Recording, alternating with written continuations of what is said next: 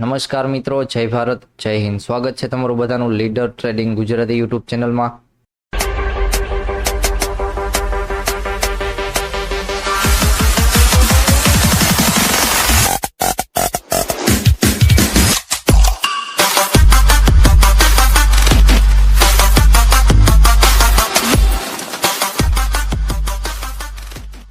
તો આજે હતી ક્યાંક 18 માર્ચ અને જોવા જઈએ તો આપણે પાછળ વીકલી એનાલિસિસમાં જે લેવલ નાખેલા હતા બેંક નિફ્ટીના હાલ તો જોવા જઈએ તો નિફ્ટીમાં એકાદ બે લેવલનો ચેન્જીસ છે. સેમ વસ્તુ કે બેંક નિફ્ટીમાં લેવલનો કોઈ ચેન્જીસ છે નહીં, કારણ કે માર્કેટ જોવા જઈએ તો લેવલ મુજબ જ હજી ક્યાંક કામ કરે છે, એટલે લેવલમાં ક્યાંય ચેન્જ કરવાની જરૂર નથી પડી.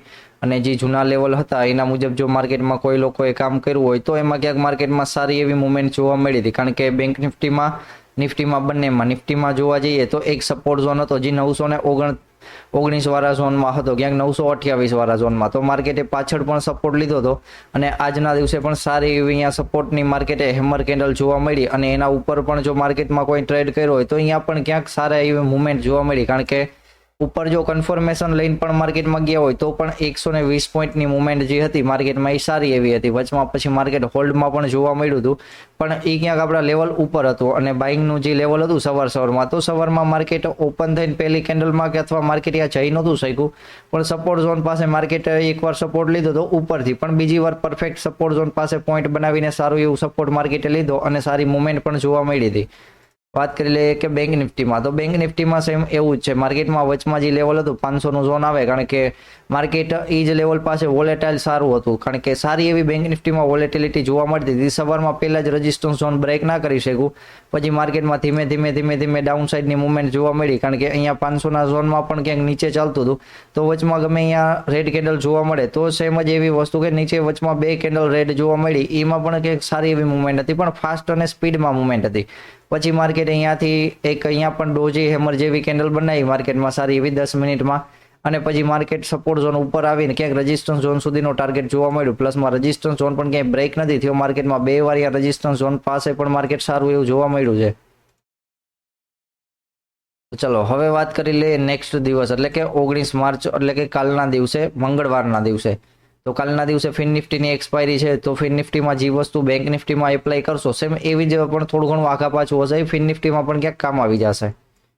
ચલો વાત કરી લઈએ પહેલા બેંક નિફ્ટીની. બેંક નિફ્ટીમાં જોવા જઈએ તો નો લેવલમાં ચેન્જીસ છે, ચેન્જીસ ક્યાંય કર્યો નથી, કારણ કે માર્કેટે પરફેક્ટ લેવલ મુજબ જ ચાલે છે. ક્યાંક રેઝિસ્ટન્સ ઝોનને પરફેક્ટ માન આપે છે, સપોર્ટ ઝોન પાસે માર્કેટ પરફેક્ટ સપોર્ટ લે છે, પુલ બેક આપીને મુવમેન્ટ જોવા મળે છે.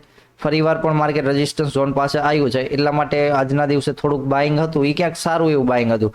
પ્લસમાં કે બાઇંગને માર્કેટે હોલ્ડ કર્યું, તો જોવા જઈએ તો 500ના ઝોન ઉપર માર્કેટ છે, ક્યાંક સારું કહેવાય. ફરીવાર માર્કેટ ઓપન થાય છે, ગેપ અપ ઓપન થાય છે, અથવા માર્કેટ સાઇડવેઝ ઓપન થાય છે 700ના ઝોન પાસે, પણ માર્કેટ 700ના ઝોન ઉપર જ ટ્રેડ કરતું હોય તો ત્યારે આ રેઝિસ્ટન્સ ઝોન છે એને ક્યાંક સપોર્ટ ઝોન બનાવી શકાય, કારણ કે સપોર્ટ ઝોન બનાવી દેશો એટલે અહીંયા 900ના ઝોન સુધી લેવલ જોવા મળી શકે, અને જે ટ્રેન્ડ લાઇન છે એને પણ થોડીક લંબાવી દેજો, એટલે ટ્રેન્ડ લાઇન પણ 47,000ની ક્યાંક નજીકમાં જોવા મળી શકે સારી એવી, કારણ કે ફરીવાર માર્કેટમાં જો ટ્રેન્ડ લાઇનનું પણ કાલના દિવસે બ્રેકઆઉટ આવશે તો એના ઉપર પણ સારી એવી ક્યાંક મુવમેન્ટ જોવા મળશે, કારણ કે માર્કેટમાં જોવા જઈએ તો સપોર્ટ ઝોનને માર્કેટે બ્રેક કરીને પછી સારી એવી મુવમેન્ટ જોવા મળી છે અને માર્કેટ એને હોલ્ડ કરી છે, કારણ કે પાછળમાં માર્કેટમાં મુવમેન્ટ આવતી હતી પણ એ પૂરી થઈ જતી હતી, સેમ વસ્તુ મુવમેન્ટ આવીને પૂરી થઈ જતી હતી. પણ આજના દિવસે શું થયું છે, માર્કેટમાં જે મુવમેન્ટ બાઇંગની આવી છે એને ક્યાંક માર્કેટે સારી એવી હોલ્ડ કરી છે, તો ફરીવાર અપસાઇડમાં માર્કેટ જઈ શકે એટલા માટે.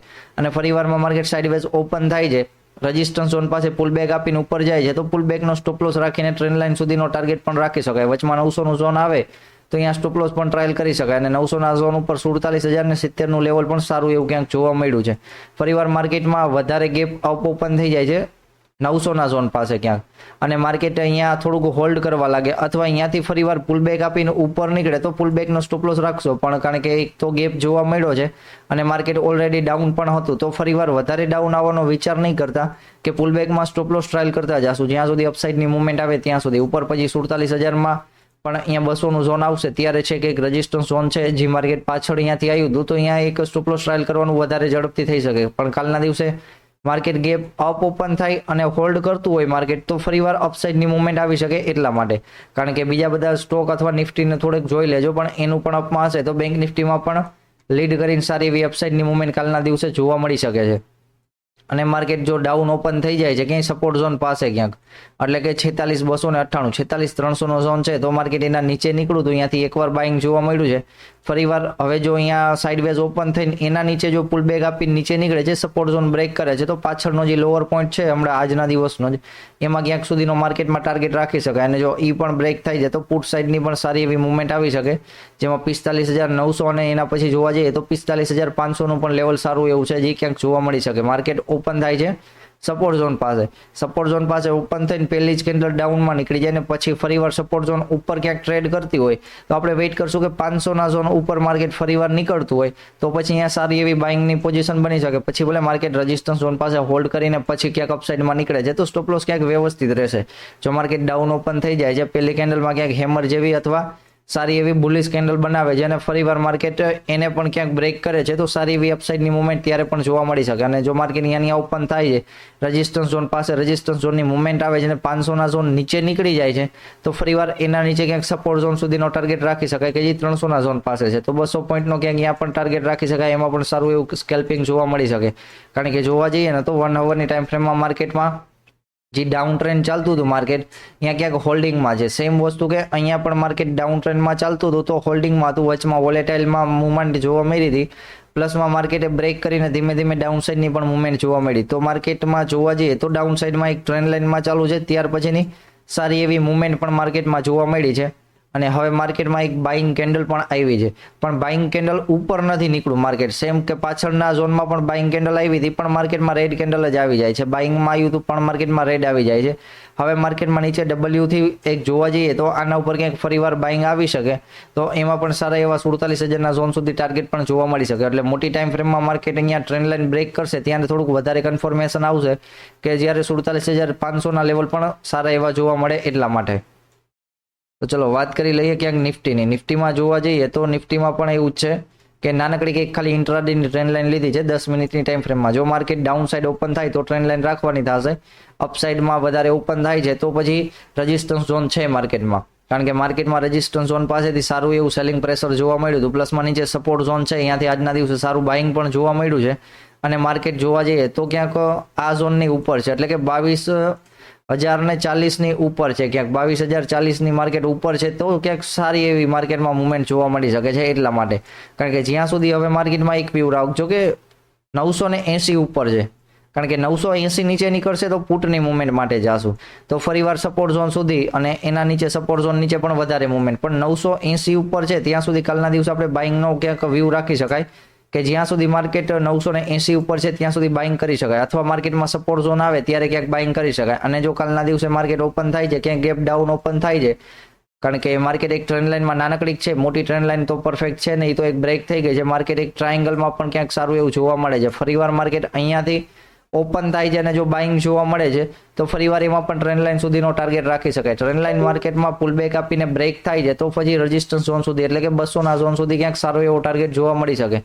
જો માર્કેટ ઓપન થાય છે ક્યાંક અહીંયા સાઇડવેઝ ઓપન થાય છે અને એમાં પણ માર્કેટ સેમ વસ્તુ કે એક કેન્ડલ 22,000ના ઝોન નીચે આવે અને બીજી જ કેન્ડલ અથવા ઈ કેન્ડલ 22,000ના ઝોન ઉપર ક્યાંક ટ્રેડ કરવા માંડે તો જ્યાં સુધી નવી કેન્ડલ કોઈ 22,000ના પાછળની કેન્ડલ નીચેથી આવી છે બાઇંગ વાળી, કેમ કે આવી ક્યાંક કેન્ડલ જોવા મળી જાય તો એના નીચે નથી નીકળતી ત્યાં સુધી ડાઉન સાઇડનો વ્યૂ નહીં રાખીએ, ત્યાં સુધી માર્કેટમાં અપ સાઇડની મુવમેન્ટ ગમે ત્યારે આવી શકે છે.